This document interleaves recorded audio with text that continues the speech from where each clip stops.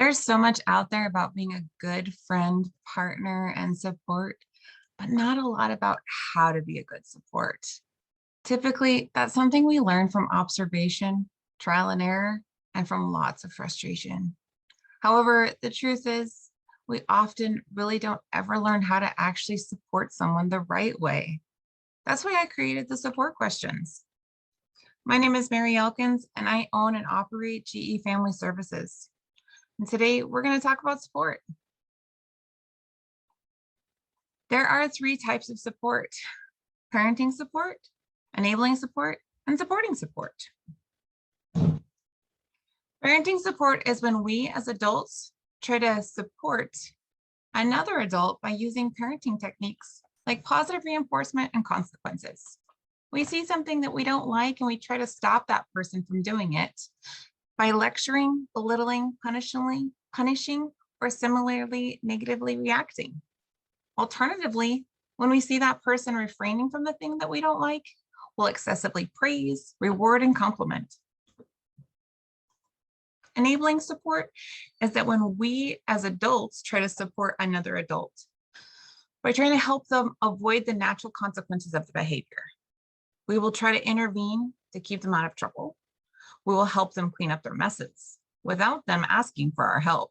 And we'll watch over them to make sure that we can be there to minimize any negative consequence they might experience. With these two types of support, we attempt to control the other person in some way through our support, either by overt, obvious, or covert, subtle actions. We may not even realize we're attempting to control the other person through our support. You might recognize yourself as this type of support when you give advice that starts with phrases such as, "You need to," "You should," "I'm just trying to get you to understand that," "If you would only just do this one thing. Have you even tried to do?" As a supportive person, we end up carrying the burden of the problem, which is really exhausting. These types of support don't help the person at all. And they don't allow that person to take any accountability or responsibility in their life and end up creating codependency in us as the supportive adults in their life. Supporting support is when we, as adults, ask more questions and avoid making any assumptions or acting without consent or invitation from the other adult person. We ask the support questions. Often in these situations, we think we know what the problem is, and we forget to take the time to actually ask the first support question. We make assumptions and decide that we know what the problem is because we can clearly see it. In supporting support, instead, we say, "I notice," and then we list out all the symptoms.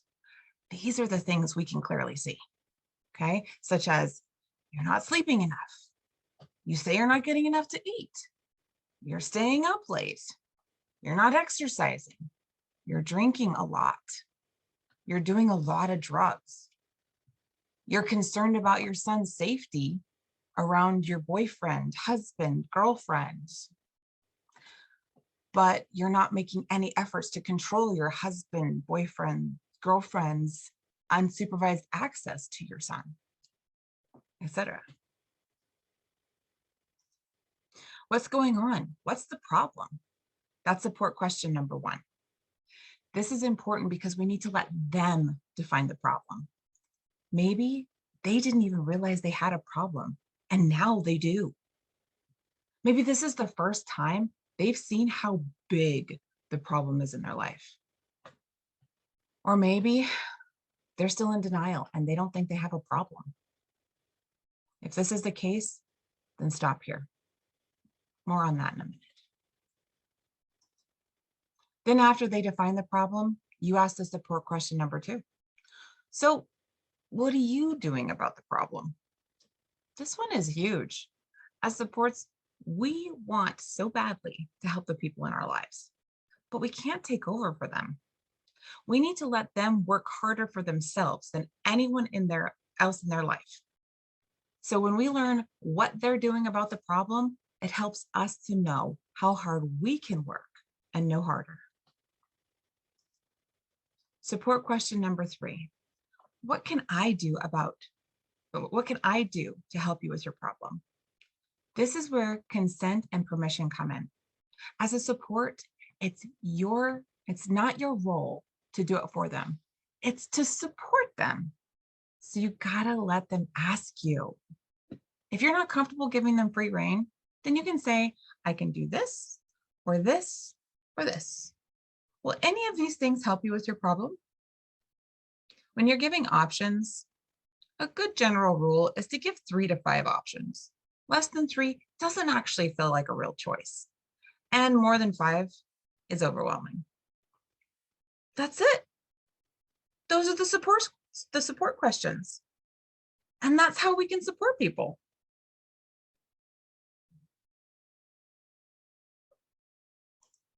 Okay, remember when I said I'd get back to it, to what to do if they don't think they have a problem? Yeah, here's the hard part. If you've just pointed out all the symptoms of the problem and they still can't see the problem, you've got to make a choice.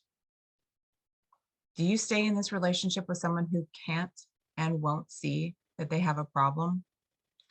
Or do you choose to leave and avoid the future heartbreak and unhealthy patterns that will likely come if they never see the problem? That's a really hard choice. And they both include a lot of pain. Support is hard. My hope is that with a little guidance, you will find that supporting becomes something that you're able to do just a little better. And it takes some of the burden off of you. Your friends and family do need good support, and you need it too. These support questions help us ask for support as well. The next time you need support, you can keep these support questions in mind and answer the questions in reverse. You may have noticed, and then you list all the symptoms of your problem. Here's my problem. Support question number 1. Here's what I'm trying to do to address my problem. Support question number 2. Will you help me by doing this? Support question number 3.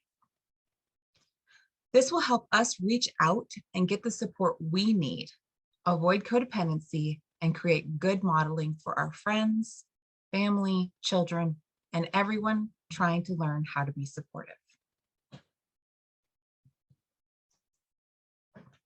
If you or a loved one are struggling with the difficulties of life, at GE Family Services, we're here to help. It really can be better.